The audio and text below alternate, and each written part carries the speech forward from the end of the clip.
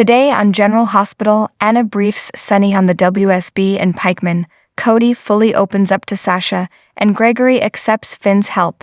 Tracy finds Brooke Lynn at the hospital and asks why she hasn't been returning her calls. Brooke Lynn says she has nothing to say to the woman who cost her her job. BLQ vents that they were supposed to be family, and she preyed on her worst fears of losing Chase to get what she wanted. Tracy insists everything she did was for her own good. Brooke Lynn doesn't think losing her job or her friends was for her own good. Tracy again says she shouldn't be sulking, she should be thanking her. Brooke Lynn realizes she's right. Now that she's free from deception, she's going back to music. Tracy won't let that happen as music was her father's downfall. Brooke Lynn says she has no more blackmail to hold over her, and she hopes deception was worth losing her granddaughter. Gregory approaches Liz and is hoping to see Dr. Bronson if he's still in. She says she'll check his schedule. Finn arrives and Liz explains his father is here for Dr. Bronson. Finn asks to talk to his dad before meeting his doctor, so they step aside. Gregory assumes Finn has something important to say. Finn says this is about his ALS treatment. Finn knows this is his dad's disease, and how he manages it is up to him. Gregory notes nobody manages ALS, and he knows what is coming down the line for him. Finn is concerned about his quality of life, and he has options that he feels his dad doesn't know about. Gregory asks if there are other treatments. Finn says he had holistic options in mind, and they should also look into other doctors. Gregory asks if Dr. Bronson isn't any good. Finn says he is, but he only treats the symptoms, not the patient, and Liz agrees with him on this. Gregory assumes Liz put Finn up to this and confronts her. She hopes she didn't overstep. Finn explains they both have reservations about his doctor, and they both think there is someone better out there for him. He asks for his dad's permission to find that someone. Gregory thanks them both for looking out for him, so he gives Finn his permission to find him a new doctor. Finn is relieved and grateful, and Gregory is glad they spoke up. Finn is paged and leaves to take a call. Gregory tells Liz a new doctor may not make a difference, but if it gives Finn a sense of control, then it's worth it. He's also glad Finn has her support through this.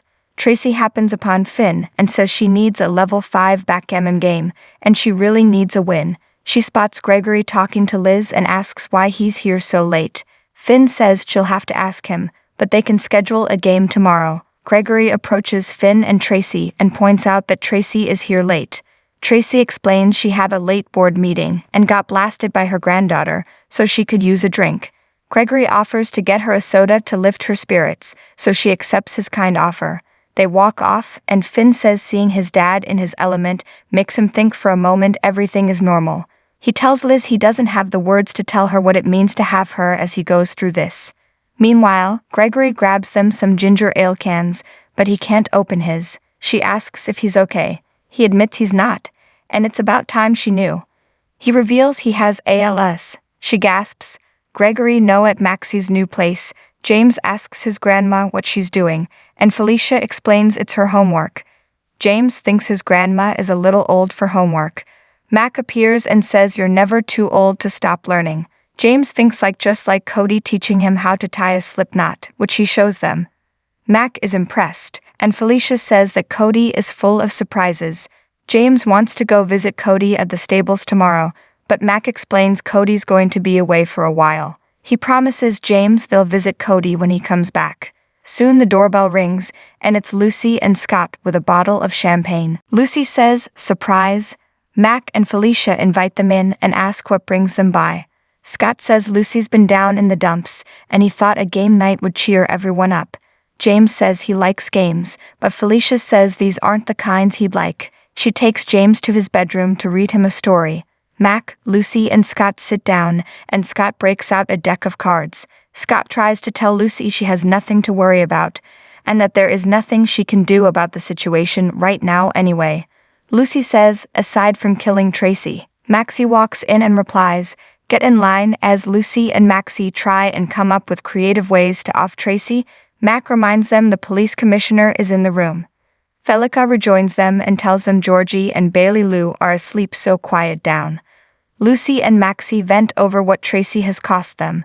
Felicia believes they'll come out of this, dust themselves off, and find a new endeavor. Maxie says it's not that easy, and Tracy wants 75% of their company. Lucy admits she got a better offer out of Tracy. Maxie wonders when she was going to tell her this. When Maxie learns of Tracy's offer, she's furious Lucy turned her down over the ELQ voting rights. Scott defends Lucy, and as everyone yells at one another, James comes out and says their game is very loud and to play something else. Maxie cries she never thought Lucy could be so selfish and leaves to put James back to bed. Lucy storms out and Scott follows her. Outside, Lucy asks if this is karma. Scott says if karma was a thing, she'd be the Queen of England. She knows he's always been her knight in shining armor. He promises her things will work out, and they embrace. At the cabin, Cody suggests to Sasha they could just run away. Sasha says they have a car and a bit of cash thanks to Sam, but no phones and no IDs. They are also escaped mental patients who are considered dangerous. Sasha won't let him get himself in any deeper trouble for her. Cody says he's no hero, and things wouldn't have gotten this bad if he had been honest from the start. She asks how he's been dishonest. Cody admits he knew Gladys was in the red for months, and he knew about her selling Brando's garage to cover her debt. She asks why he didn't tell her. He tried to convince himself that she was in pain and so dependent on Gladys, but the truth is he didn't want to ruin his arrangement with Selena. He tells her he needed the cash. Tending stables doesn't pay much, and soon Selena told him that he didn't have the option to quit or talk. He kept quiet, even when he knew Gladys was playing her. Sasha tells him she remembers things differently, and he was always warning her not to trust Gladys, and she didn't listen. Cody says he didn't tell her the whole truth, and he kept his mouth shut so as to not cross Selena. Sasha asks why he changed his mind. He admits it was looking into her eyes when she stabbed him. He knew she wasn't in her right mind, and that she had been set up. He couldn't live with himself if he didn't try to help her. Sasha thanks him, but he says they aren't out of the woods yet. Sasha is still thankful for the rescue, but more thankful that he believed in her. Cody guesses they aren't going anywhere after all, and Sasha says they should wait for Dante and Sam and see what they find.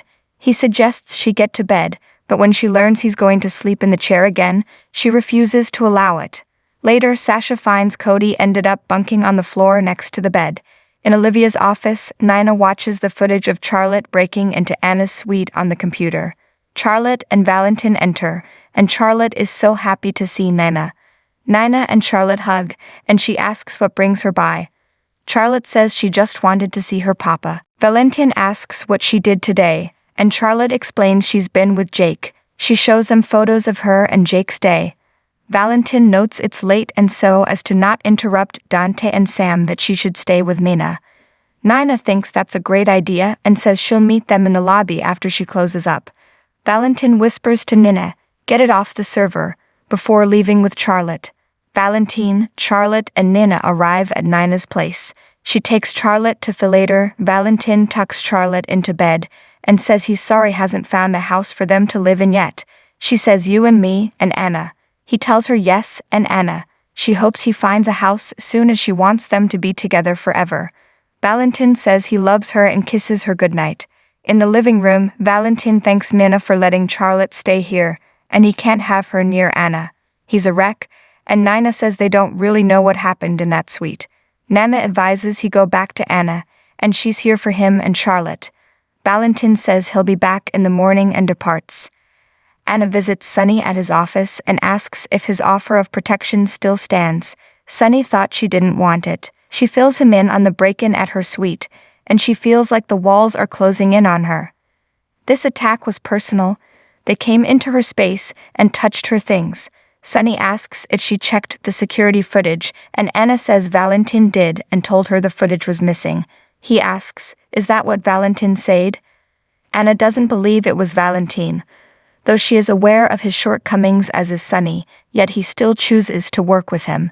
Sunny notes Valentin also brought pikemen into their lives. Anna ignores a call from Valentin and then brings up the shooting at the pool. She believes it was aimed at Sunny. It was a public attack, while her house fire and suite were private attacks. She believes there are two different people at work here. Sunny asks if the shooting was a warning from pikemen. Anna adds and possibly the WSB. She warns him there could be a link between the two. Sunny promises to get her security and warns whoever is after her likely won't stop anytime soon. Later, Nana calls Sunny to let him know she can't come home tonight as she has Charlotte with her after someone broke into Anna's suite. Sunny relays that Anna told him, and he is surprised someone was able to break into the security system at the Metro Court and steal the footage. He says he'll miss her and tells her to have fun with Charlotte. Valentine, Charlotte, and Nana arrive at Nina's place. She takes Charlotte to the guest room, and Valentine calls and leaves a message with Anna and explains he's taken Charlotte to Nana's for the night. Later, Valentine tucks Charlotte into bed and says he's sorry hasn't found a house for them to live in yet. She says you and me and Anna. He tells her yes and Anna. She hopes he finds a house soon as she wants them to be together forever. Valentine says he loves her and kisses her goodnight. In the living room, Valentine thanks Nina for letting Charlotte stay here, and he can't have her near Anna. He's a wreck, and Nina says they don't really know what happened in that suite. Nana advises he go back to Anna, and she's here for him and Charlotte. Valentine says he'll be back in the morning and departs. Anna visits Sunny at his office and asks if his offer of protection still stands. Sunny thought she didn't want it. She fills him in on the break-in at her suite, and she feels like the walls are closing in on her. This attack was personal. They came into her space and touched her things. Sunny asks if she checked the security footage, and Anna says Valentine did and told her the footage was missing. He asks, "Is that what Valentine said?" Anna doesn't believe it was Valentine, though she is aware of his shortcomings as is Sunny, yet he still chooses to work with him. Sunny notes Valentine also brought pikemen into their lives. Anna ignores a call from Valentine and then brings up the shooting at the pool. She believes that was aimed at Sunny. It was a public attack, while her house fire and suite were private attacks. She believes there are two different people at work here. Sunny asks if the shooting was a warning from pikemen. Anna adds, and possibly the WSB. She warns him there could be a link between the two. Sunny promises to get her security and warns whoever is after her likely won't stop anytime soon. Later, Nana calls Sunny to let him know she can't come home tonight as she has Charlotte with her after someone broke into Anna's suite. Sunny relays that Anna told him, and he is surprised someone was able to break into the security system at the Metro Court and steal the footage. He says he'll miss her and tells her to have fun with Charlotte. Anna returns to the suite and looks at the message on the bathroom mirror. Valentine arrives and stands by her side. Back at Nina's place, Charlotte sits up in her bed and pulls out a deck of tarot cards. She begins dealing them into a triangular spread. They appear to almost all be from the deck of swords or wands, many of which signify battle, war, victory, defeat, despair, loss, etc. She smiles.